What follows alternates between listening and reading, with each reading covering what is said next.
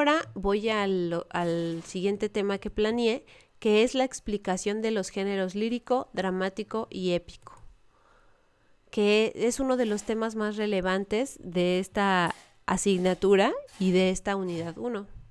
Y antes de seguir con ello, voy a ver si hay alguien que me dejó algún comentario o algo así. Mira, Cecilia ya se conectó. Buenos días. Tengo una duda, dice Cecilia, no puedo distinguir entre el tiempo cronológico y el tiempo en que suceden los acontecimientos dentro de la historia. Muy bien, Cecilia, gracias por tu duda. Ahorita la voy a contestar, si me permites, despuesito que hable sobre los géneros épico, lírico y dramático, porque esa duda que tú tienes va relacionada con el género narrativo o épico. Entonces, cuando ya me esté enfocando en la actividad 3, vamos a hablar de eso que tú me estás preguntando, ¿ok? De todas formas, todo lo que voy a decir va a servirte para complementar tu aprendizaje de esta semana. Los géneros literarios. Cuando nosotros nos acercamos a la literatura, pues nos damos cuenta que esta literatura está escrita o dicha de diferentes maneras. Eso es muy importante, saber que la literatura no solamente se trata de libros. A veces pensamos que literatura es igual a letras y libros, porque empiezan con la li, ¿no? Libros, literatura, letras.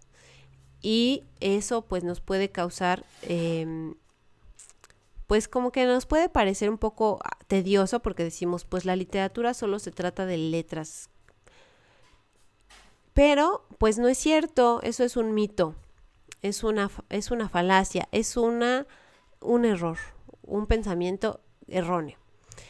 La literatura, pues sí tiene que ver con las letras, pero las letras no solamente se escriben, ¿verdad? También se dicen. Entonces, la literatura tiene que ver con las cosas que se escriben y con las cosas que se dicen.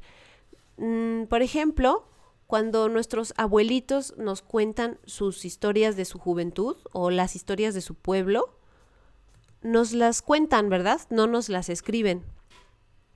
Nos las cuentan por medio de una narración oral. Nos cuentan una historia. También cuando éramos niños, a veces nuestros papás nos contaban cuentos nos contaban cuentos. O a veces los inventaba, ¿no? Eso es muy, muy, muy bonito, pero es contado, es dicho. Y eso es parte de la literatura. La narración oral es parte de la literatura. Entonces, ya ves, la literatura no solamente es escrita, también es dicha. Por eso aquí, en estos dibujitos, hay 3 cosas diferentes. Mira, en la primera imagen está un libro.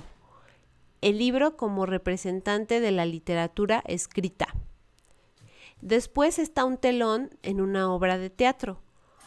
La literatura también puede ser representada, como en las obras de teatro, en las películas, en las pastorelas. Y la literatura también puede ser cantada o recitada, como las personas que recitan poesías en los concursos de oratoria. O las personas que cantan canciones, como los trovadores o trovadoras, pues también son poetas, también ellos mismos a veces se denominan poetas, ¿no? Bueno, pues sí, son también representantes o expresan ellos una parte de la literatura. Entonces, la literatura puede ser escrita, representada o cantada o dicha, ¿verdad? Entonces, como tiene estas 3 formas de representarse, de manifestarse la literatura, se ha dicho que la literatura tiene 3 géneros. Algunas veces vas a ver que hay más géneros, pero de momento nos vamos a enfocar en estos 3 géneros. Como los géneros musicales, ¿no? No sé, la banda, el reggaetón, la cumbia, son géneros musicales. porque son diferentes tipos de música. Bueno, pues también en la literatura existen géneros, 3 maneras diferentes de expresar la literatura. Entonces, el primer género del que vamos a hablar es el género narrativo o el género épico. ¿Por qué se llama género épico?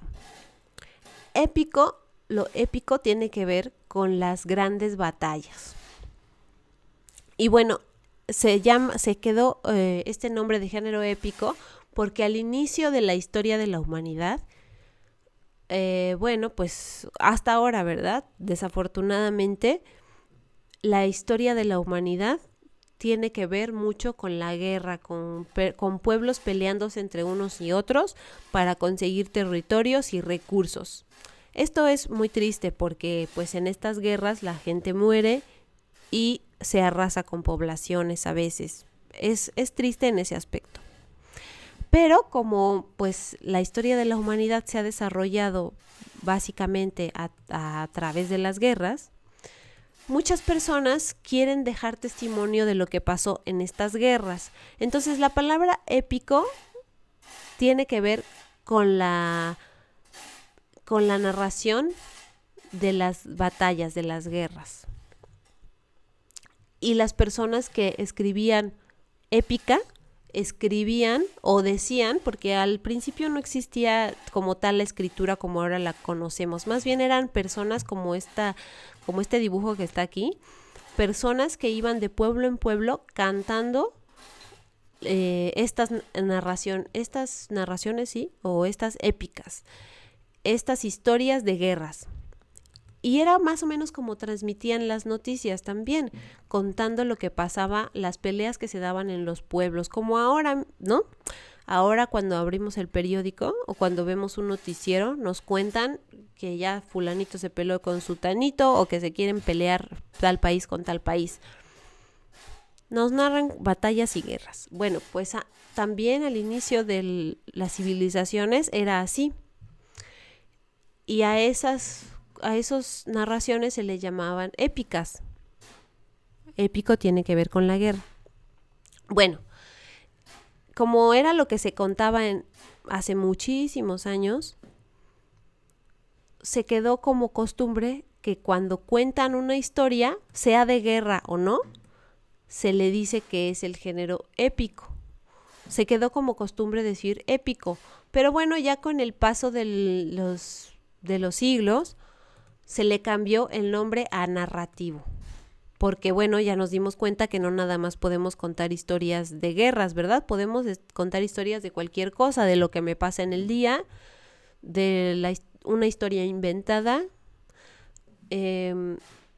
historias que ya pasaron o historias que pueden pasar. Entonces, como yo puedo contar cualquier historia, entonces le cambiaron el nombre de épico a narrativo y ahora es el género narrativo, donde se trata de narrar. Narrar es igual a contar. Y cuando cuentas una historia estás ocupando el género narrativo, ya sea que la cuentes de manera oral o que escribas una historia, que escribas un cuento, que escribas un relato, que escribas una novela. Eso es el género narrativo. Y su principal propósito pues es ese, contar una historia por medio de un narrador.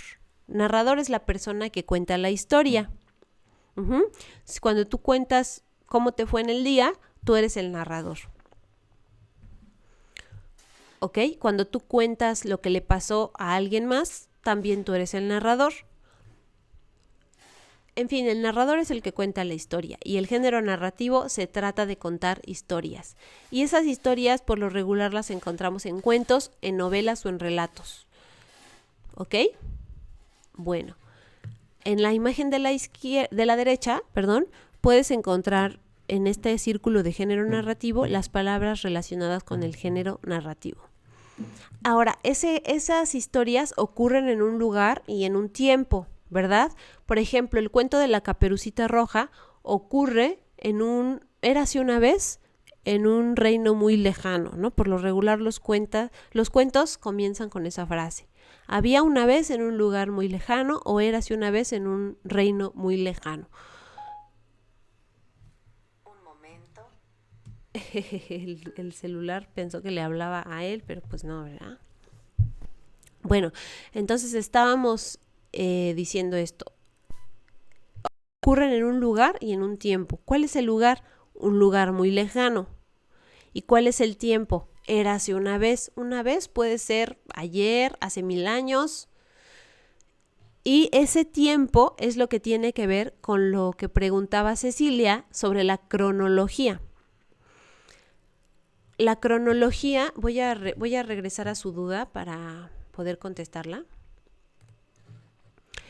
El tiempo cronológico y el tiempo que suceden los acontecimientos dentro de la historia. Ok, el tiempo cronológico es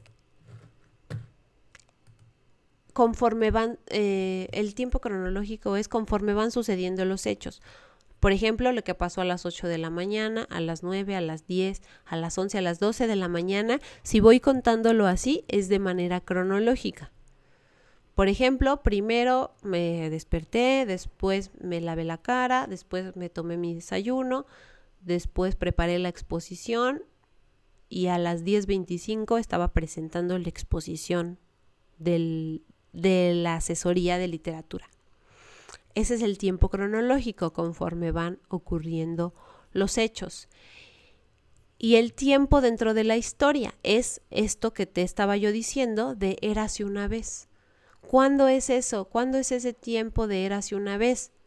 Bueno, en los cuentos nos da a entender que fue hace muchos años, ¿no? O en un tiempo que no existe, en un tiempo imaginario. También puede ser, por ejemplo, si leemos un libro de historia, el tiempo pues es histórico, ¿verdad? En 1945, cuando terminó la Segunda Guerra Mundial. A veces nos dice el tiempo, el año específico. A veces no nos dice. A veces nos deja imaginar en qué año ocurrió. Por ejemplo, si tú ya revisaste una de las lecturas que es Frankenstein, en algunos momentos de la historia, de esa historia que nos cuenta, nos dice que ocurrió en 1700 y algo, ¿verdad? No nos termina de decir la fecha, como que no nos quiere dejar saber exactamente en qué año pasó. Nos dice en 1700 y algo, y bueno, aunque no nos dice exactamente el tiempo, nos podemos imaginar que fue en el siglo XVIII, 1700 y algo. Y entonces ya nos imaginamos un contexto, nos imaginamos que pues no existían, por ejemplo, los automóviles de motor, solamente existían los carruajes, ¿no? Que no había electricidad, sino que se alumbraban con candelabros y con velas. Bueno, pues la ropa que usaban vestidos largos las mujeres y también ropa que tapaba todo el cuerpo los hombres, ¿no? Y que a veces los hombres usaban unos pantalones cortos con medias en las pantorrillas. Y te digo, ese tiempo que nos dicen ya nos sitúa dentro de la historia.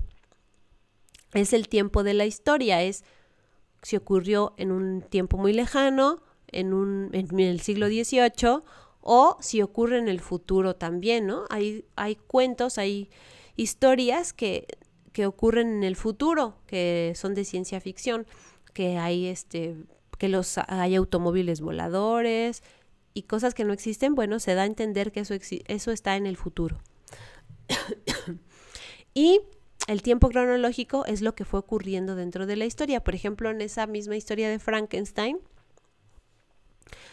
el tiempo cronológico sería, a grandes rasgos, cuando Víctor le da vida al ser que crea. Más adelante, ese ser, Víctor se siente decepcionado de su creación. Posteriormente, se sale de su casa y a las 3 de la madrugada regresa y se da cuenta de que el ser ya no está donde lo había dejado. Entonces es el tiempo cronológico, lo que va ocurriendo paso a paso dentro de la historia. Espero que ya haya quedado un poco más claro ese tema, estimada Cecilia. Si no, me dices y seguimos aquí hablando sobre eso. Eso es con respecto al género narrativo. Entonces, el género narrativo ocurre en un espacio y lugar que se debe de dejar claro dentro de la narración, dentro de la historia, dentro del cuento. Bueno, después pasamos al género dramático, y el género dramático nos da a pensar en la palabra drama, ¿verdad? Decimos que las personas son dramáticas porque expresan sus emociones de manera exagerada, ¿verdad? Bueno, pues de eso también se trata el teatro, ¿sí o no? Cuando los actores están representando algo en el escenario, pues tienen que exagerar esas emociones para que a nosotros nos quede claro muy bien lo que está pasando en esa dramatización, en esa representación. Entonces, lo dramático es expresar las emociones de manera exagerada. Y esto por lo regular ocurre en el teatro. Entonces, el género dramático es el género que busca, su objetivo es representar una historia. Ay, aquí hay que corregir esta ortografía. Representar una historia ante un público. Eso es lo más importante del género dramático. Obviamente es importante la historia que se cuenta, pero lo más importante es que esta historia debe ser representada. Es decir, debe de haber unos actores que estén ante un público y quieran, no quieran. Y ellos interactúen entre ellos para que a nosotros nos cuenten una historia. A veces nos mandan al teatro y entonces ya conocemos este género dramático, ¿no? Ante la representación. A veces no tenemos la oportunidad de ir al teatro, pero nosotros participamos o somos testigos, somos público de las pastorelas. Las pastorelas que se hacen ahora en las fechas de Navidad, donde unas personas se representan a la Virgen María, a San José, al diablo, a los ángeles, a los pastores. Esa es una representación. Bueno, pues esa representación de pastorelas forma parte del género dramático. También en la Semana Santa se dan representaciones de la vida de Jesucristo. También es género dramático eso. ¿Y cómo representan estas personas la historia que van a contar? Estos actores, ¿cómo le hacen? ¿Se lo aprenden de memoria? Pues muchas veces sí. ¿Y de dónde se lo aprenden? ¿De dónde lo sacan? ¿Lo improvisan o alguien se los dice? Alguien se los da, ¿verdad? El autor se los da en un guión, en un libreto también se llama. Es un libro, es un pequeño libro donde vienen los personajes que van a hablar, qué representa cada personaje y las frases que va a decir. Ese libro se llama guión o libreto y se le da uno a cada actor para que se aprenda sus diálogos y sepa lo que va a hacer en la obra. Bueno, ese guión o ese libreto es lo que a veces nosotros leemos cuando nos dicen, bueno, ahora vamos a leer algo del género dramático y nos dan el guión o el libreto, pero eso en realidad no es lo importante. Lo importante es cuando los actores ya lo están representando ante el público. Más adelante, en otra semana de estudio, vamos a nosotros acceder al género dramático y te voy a dar tanto el guión escrito como la representación con actores para que tú puedas cotejar y ver pues que lo importante es representar la obra de teatro, no tanto leerla, ¿verdad? Y eso es muy interesante ver cómo el guión está ahí y después están los actores representándolo. Muy bien. Aquí también en el círculo azul donde dice teatro, aquí están las palabras relacionadas con ese tema. Y después tenemos al género lírico, a la poesía. y lo representa una persona, una mujer en este caso, que está con una guitarra.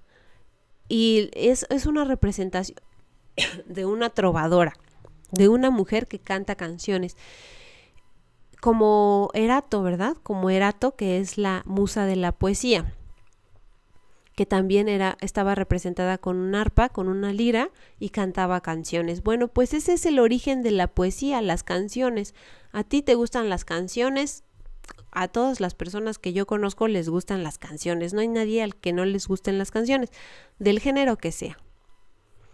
Esas canciones son poesía, porque están escritas en verso, tienen un ritmo interno, una rima interna a veces, y expresan sentimientos o ideas o ideales con juegos del lenguaje. Ese es el principal propósito de la poesía, que exprese sentimientos e ideales con apoyo de figuras retóricas y juegos del lenguaje.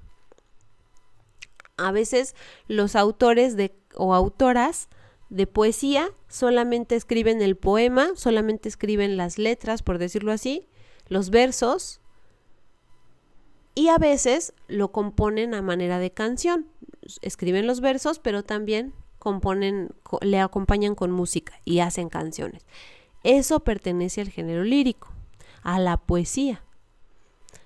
De hecho, hay músicos y músicas que ellos mismos, te digo, se dicen a sí mismos poetas, porque juegan con el lenguaje, con las palabras, y forman versos que nos transmiten muchas emociones y muchos ideales, ¿no? Que nosotros podemos ver plasmados en esas poesías, en esos poemas o en esas canciones.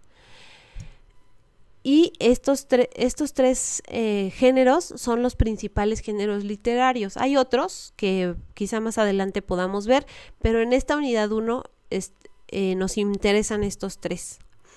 Y aquí en este círculo azul más clarito están las palabras relacionadas con con este género literario, que es la poesía o el género lírico. Y se llama género lírico porque te digo que la musa Erato tenía una lira, y pues por eso se le quedó como género lírico, porque estaba acompañado con la lira. Pero ahora ya los poemas no se acompañan 100% por la lira, ¿verdad? Algunos poetas sí, y algunas poetas sí prefieren a veces meterle música a sus poemas, pero otros no, otros nada más los escriben. Y hasta aquí llegamos con el tema de los géneros literarios: género lírico, género dramático y género narrativo. Aquí está el archivo de la actividad 3. Ya te acuerdas que te dije que debía de llevar un encabezado, y después está esta tabla que tiene 3 columnas. Bueno, 4 columnas. En la primera columna aparecen todos los elementos que debemos de contestar. Después aparecen 3 columnas: texto 1, texto 2 y texto 3. Y aquí te pide que pongas el nombre del autor y el título de la obra. Y aquí la compañera de la que tomé el ejemplo lo hizo muy bien. Pone el nombre de las autoras y el título de los textos que se le asignaron leer. Antes de comenzar, pues aquí dice que primero revisemos el tema elementos del análisis, que está en la plataforma. Por favor, revisa eso y obviamente leer los textos y ya después contestar. ¿Ok? Entonces, por favor, te pido que hagas eso y después ya tomes en cuenta las instrucciones que te voy a dar, las recomendaciones, porque yo lo voy a resumir muy brevemente, pero pues para mayor profundidad es importante que revisemos los contenidos de la plataforma. Entonces, lo primero que nos pregunta o nos pide aquí es: marca cuáles son los personajes de esta obra. Menciona qué papel desempeña y cómo es el personaje. Cómo es tanto físicamente como psicológicamente. Entonces, aquí la compañera hizo su tarea muy bien y muy completa, pero yo le borré, pues obviamente, las respuestas para no incurrir en mostrar las respuestas que ella muy bien puso. Dejé solamente algunas partes como ejemplos para ustedes, pero toda la tarea ella la hizo muy bien. Entonces, por ejemplo, puso que los personajes son Víctor Frankenstein, Elizabeth Lavenza y otros que aparecen, pero aquí solamente dejé estos dos. Y por ejemplo, en Elizabeth Lavenza, ella pone qué papel desempeña en la obra. Es la prima de Víctor. Muy bien. ¿Cómo es el personaje? Parece ser una chica linda y dulce, al igual que inteligente. Le tenía un gran aprecio a su tía y también a Víctor. Esa respuesta es correcta. Describe cómo es la joven Elizabeth a partir de la lectura que realizó y los indicios, las características que se dicen de Elizabeth en esa lectura que ella hizo, solo del capítulo 4 y 5. Y así hace con los diferentes textos que leyó. Algunos cuentos o algunas narraciones tienen menos personajes que otras, pero procuró poner todos los personajes que participan en los 3 textos. Cabe resaltar que esta actividad se llama análisis comparativo de narrativa. Es decir, solamente vamos a revisar cuentos y novelas. En este caso, Mary Shelley es una novela. El cuento de Rowena Bali, pues es un cuento, al igual que el cuento de Rosario Barros Peña, La tristeza. Son una novela y 2 cuentos. Los 3 textos son pertenecientes al género narrativo, que acuérdate que se trataba de contar historias. La siguiente cosa que nos preguntan es qué tipo de narrador tiene el texto y por qué lo consideras así. Entonces, de acuerdo con nuestros contenidos de la unidad 1, hay varios tipos de narradores. Narrador, acuérdate que es el que cuenta la historia. Hay un narrador que se llama narrador omnisciente, que es el que cuenta la historia como si supiera todo de todos. Por eso es omnisciente. Omnisciente significa que lo sabe todo. Omni es todo y ciente es que lo sabe. Entonces, lo sabe todo de todos. No es un personaje dentro de la historia, sino que es como una especie de observador de la historia que sabe todo el chisme, ¿verdad? Bueno, entonces, en uno de los textos dice la compañera que es un narrador omnisciente. Considero que es un narrador omnisciente porque sabe muchos detalles de la historia, sabe lo que sienten, cómo lo sienten y sabe lo que piensa. Exacto, por eso es un narrador omnisciente, sabe todo de todos. Y hay otro tipo de narrador que es el narrador protagonista o también puede ser otro personaje. El narrador protagonista es cuando el protagonista, es decir, la persona más importante del texto, a la que le pasan las cosas dentro del texto, es la que cuenta la historia. Entonces, en otro de los textos pone la compañera que es un narrador protagonista y dice, siento que es un narrador protagonista. ¿Por qué? Y ella da su explicación, aquí yo la borré. Tú también deberás de dar tu explicación de por qué es un narrador protagonista, omnisciente o del que hayas tú identificado. Luego nos pide que describa el mundo ficticio en que se desarrolla la obra. El mundo ficticio, pues es ese, en este caso, como son obras narrativas y de ficción, quiere decir que el autor no vivió esa historia, sino que la inventó. Eso es muy importante también de diferenciar. Cuando alguien escribe una historia, no quiere decir que la haya vivido tal como la está escribiendo. A veces nos avisa desde el inicio que es autobiográfico, ¿no? Y nos dice, les voy a contar la historia de mi vida. Y ya nos cuenta. Pero a veces no, como Mary Shelley en su libro Frankenstein, no para nada es su vida. Es una historia que ella inventó. De hecho, si tú tienes oportunidad de leer el aviso que pone ella al inicio, te vas a dar cuenta de dónde lo inventó, cómo surgió esa historia. Muy interesante anécdota, por cierto. Pero es todo eso todo vino de su mente, de su imaginación, de la ficción que ella creó. Por eso se le llama mundo ficticio. No existe en realidad, es inventado. Aunque algunas colonias y calles y países parece que son reales, pues no, solamente los pone, pero no pasó así. Es inventado. Todos tenemos la capacidad de inventar historias. ¿Sí o no? Bueno, entonces nosotros debemos describir cómo es ese mundo en el que se desarrolla esa historia. Se parece mucho al mundo real, pero no es igual. Entonces, aquí, por ejemplo, la historia de Frankenstein se desarrolla en Ingolstadt, que es un pueblo que sí existe, pero no es el real. Entonces, sucede en Ingolstadt y que al parecer tiene un clima nublado y nos va diciendo más características de ese lugar que yo las borré. ¿Ok? Y así tú debes de describir cómo es el mundo en el que se desarrolla la historia, que es un mundo ficticio, no tiene por qué ser igual que el mundo real. Luego, ordena cronológicamente los hechos más destacados de la historia. Muy bien, es lo que ya habíamos platicado. Cronológicamente es paso por paso conforme van sucediendo los hechos de la mañana al anochecer o de la 1 de la madrugada a las 8 de la mañana, depende cómo haya sucedido la historia. Entonces, por ejemplo, yo borré mucho, ¿verdad? Pero me gustó cómo comenzó la compañera diciendo una noche, al día siguiente, por casualidad se encuentra un amigo y después pasa tal y tal. Va contando todo paso por paso. Excelente, así es como se cuentan las cosas de manera cronológica, conforme van pasando en el tiempo. ¿Ok? Así tú le deberás hacer en cada una de las historias. Luego nos hace 2 preguntas en una. Es muy importante diferenciar de las 2. Primero nos pregunta que cuál es la trama y después que cuál es el tema.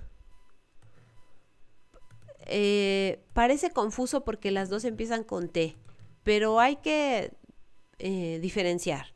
La trama es el resumen de la historia en una frase. Lo que pasa. La trama es el entramado, pues como una rama, como una red. Los hechos que van aconteciendo. Entonces yo la trama de Frankenstein la resumí en una frase que es el resumen de la historia en una frase. Yo creo que me falta eso, resumen de la historia en una frase. La trama es: un joven crea un monstruo, se siente decepcionado de su creación y el monstruo escapa. Esa es la trama, es el resumen de lo que pasó en una frase. Y luego el tema. El tema debe ser una frase muy corta, una palabra o 2. Bueno, ya 3 sí es demasiado, ¿no? Resumen, una palabra. Este del tema es que en una palabra resumas todo lo que te transmite esa lectura. Entonces, yo puse 3 opciones, pero no tiene, las puse como ejemplo, por favor. Si tú identificas otro tema, pues ya lo pondrás. Esto lo puse como ejemplo. Por ejemplo, el tema de Frankenstein es la muerte, o el tema es jugar a ser Dios, o el tema es inventar la vida. Cualquiera de estas podría ser, u otra que tú pienses, que tú consideres.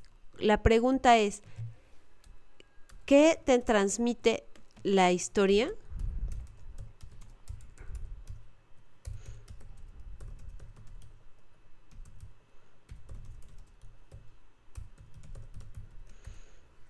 Puede transmitir una idea, una emoción, un sentimiento. Y la pregunta para la trama es: ¿qué pasa? Ajá. Y de esta manera creo que será más fácil identificar la trama y el tema. Y aunque empiecen con T y nos confunda, son 2 cosas diferentes. La trama es un resumen de la historia y la frase es una palabra o 2 de qué transmite la historia. ¿Sí? Si tienes alguna duda, por favor déjame saber, porque puede ser que te cause confusión o no estés muy seguro o segura de lo que se está solicitando aquí. No importa, tú pregúntame y con gusto te voy a ayudar.